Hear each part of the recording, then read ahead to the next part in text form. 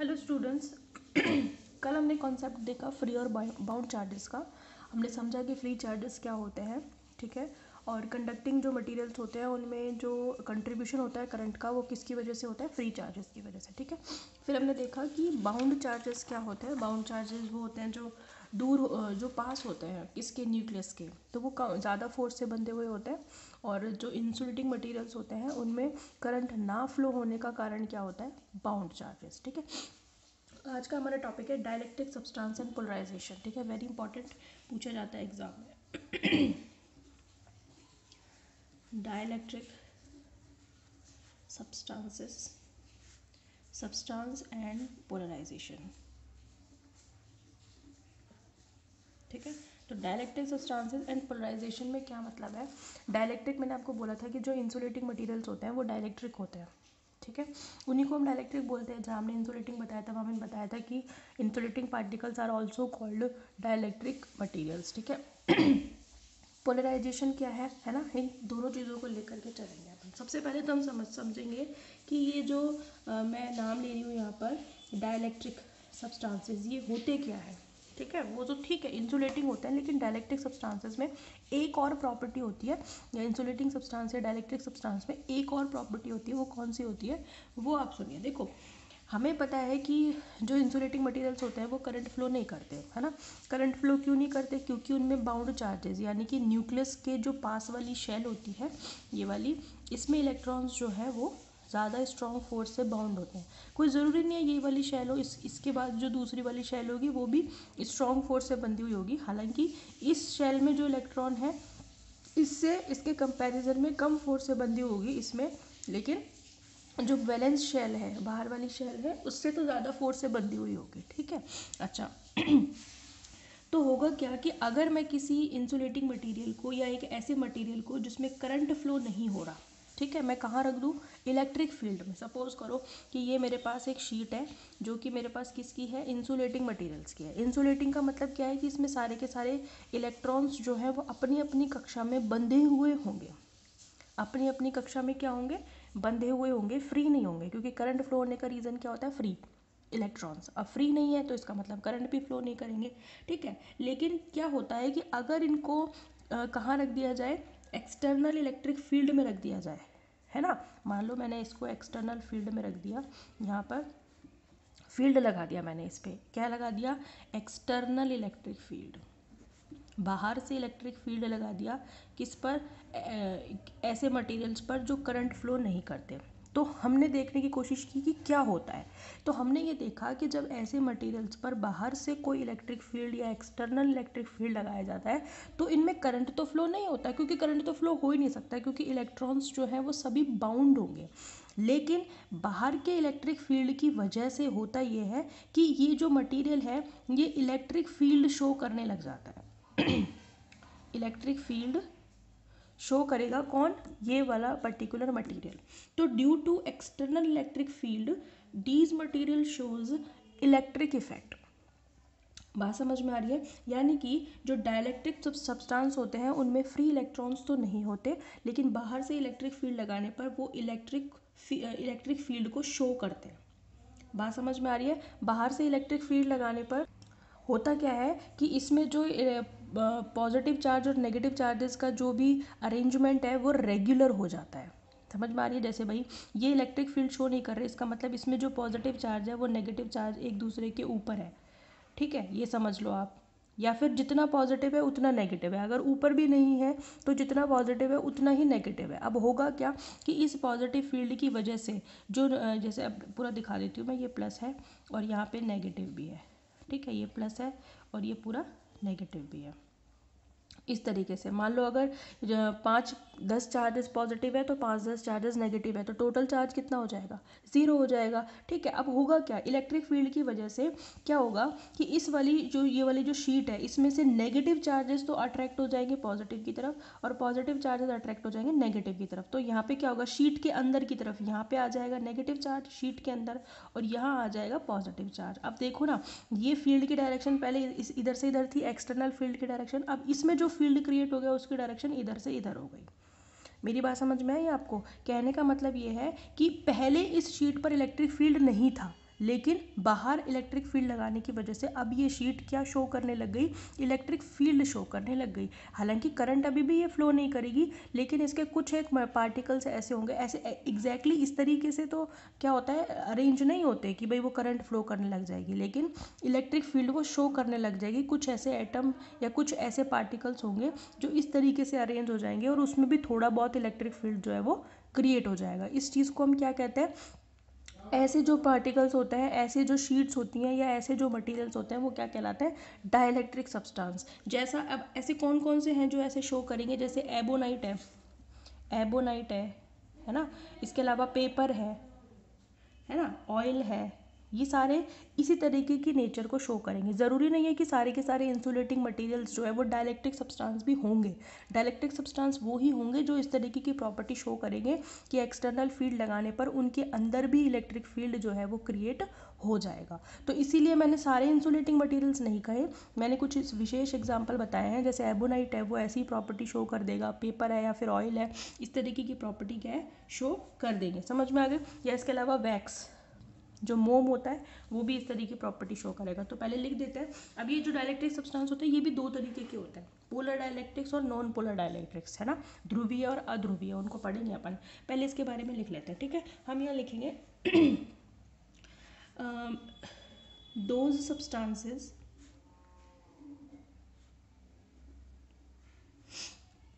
which do not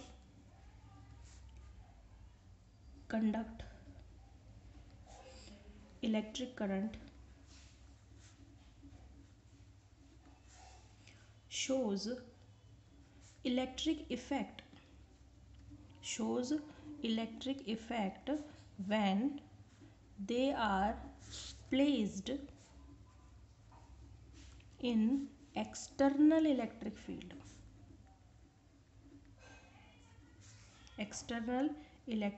field है ना, are called dielectric substance.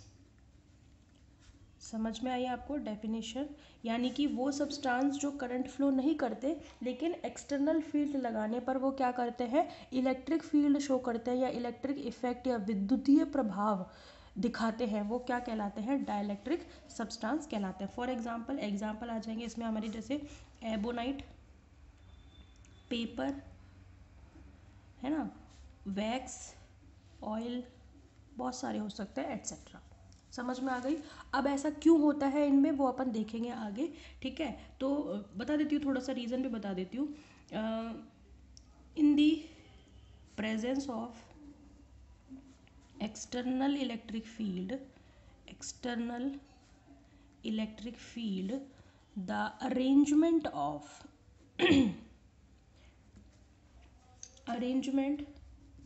of electric charges in dielectric substance rearranged, मतलब rearranged होता है, पहले जैसा था उससे थोड़ा सा चेंज हो जाता है, ठीक है, रीअरेंज्ड, ठीक है भाई, ये अपना रीज़न हो गया। अब हम बताएंगे कि dielectric substances are two types. Dielectric substances are of two types, दो इसके तरीके होंगे या दो इसके प्रकार होंगे। नंबर 1 पहला होगा पोलर डाइलेक्ट्रिक्स और नंबर 2 है आपका नॉन पोलर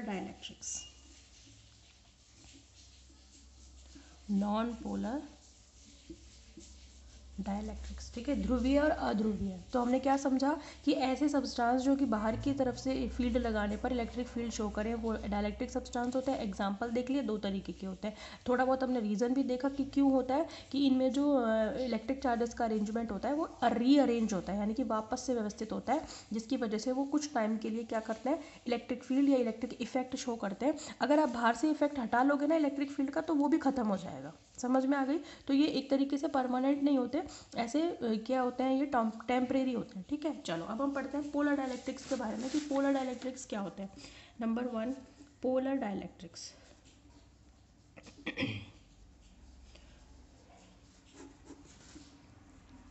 ठीक है, सुनिए पोलर डाइलेक्ट्रिक्स क्या होते हैं, सुनो आप पहले ध्यान से। पोलर डाइलेक्ट्रिक्स या ध्रुवीय जो डाइलेक्ट्रिक होते हैं वो होते हैं जिनमें जो पॉजिटिव चार्ज और नेगेटिव चार्ज जो है वो सेपरेट होता है। जैसे आपने HCl की स्ट्रक्चर तो देखी होगी ना, जैसे सपोज करो कि ये HCl का मेरे पास एक क्या है, एटम है, ठीक है। इसमें ये HCl का एक मॉलिक्यूल है जिसमें ये H+ और Cl- एक दूसरे से सेपरेट होते हैं और किसी डिस्टेंस पर होते हैं। तो वो वाले सब्सटेंस पोलर डाइलेक्ट्रिक्स कहलाएंगे जिनमें पॉजिटिव चार्ज और नेगेटिव चार्ज एक दूसरे से सेपरेट होता है, एक दूसरे पर ऐसे कोइंसिडेंट नहीं होते कि एक दूसरे पर, ये एक दूसरे से कैसे होते हैं, सेपरेट होते हैं, ठीक है। मतलब कंसंट्रेटेड नहीं होते इनके पॉजिटिव और नेगेटिव चार्जेस, बल्कि एक दूसरे से कैसे होते हैं, सेपरेट होते हैं। हर मॉलिक्यूल का अपना एक डायपोल मोमेंट होता है।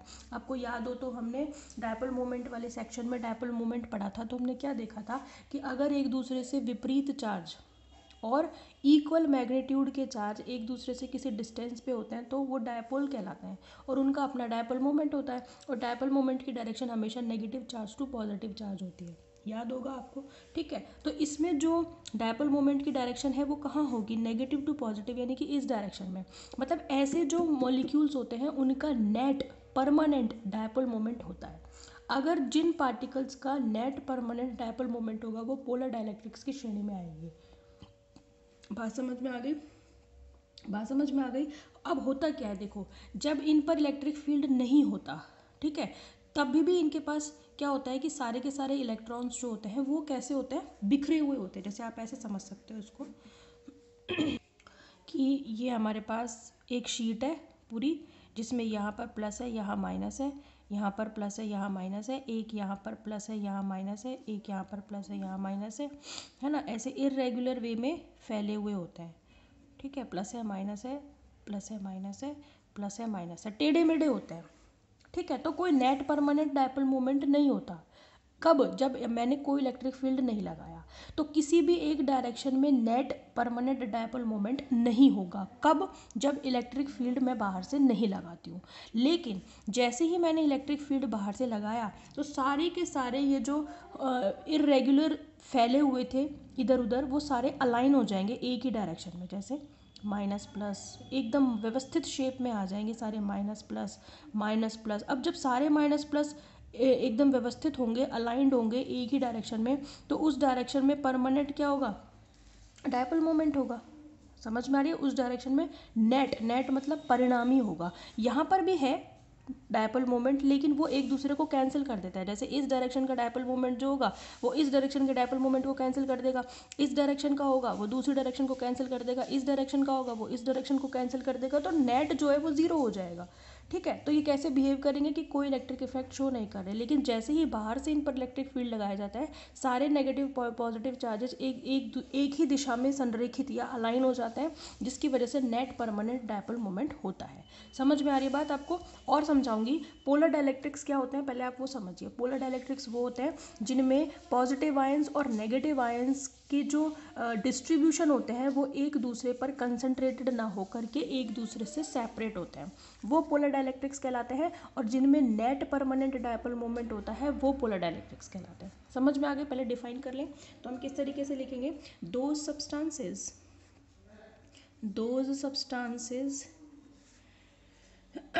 in which the center of positive ions and negative ions are separated to each other,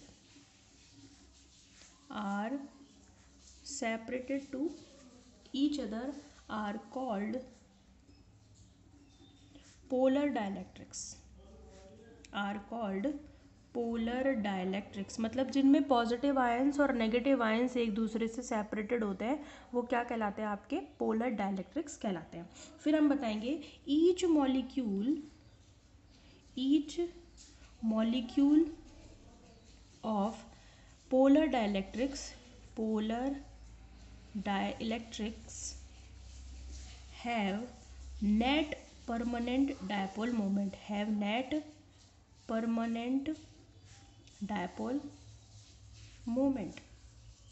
समझ में आ रही है? यानी कि इनका अपना परमानेंट क्या होता है, डायपोल मोमेंट होता है, इसलिए ये कैसे बिहेव करते हैं, ठीक है। Therefore they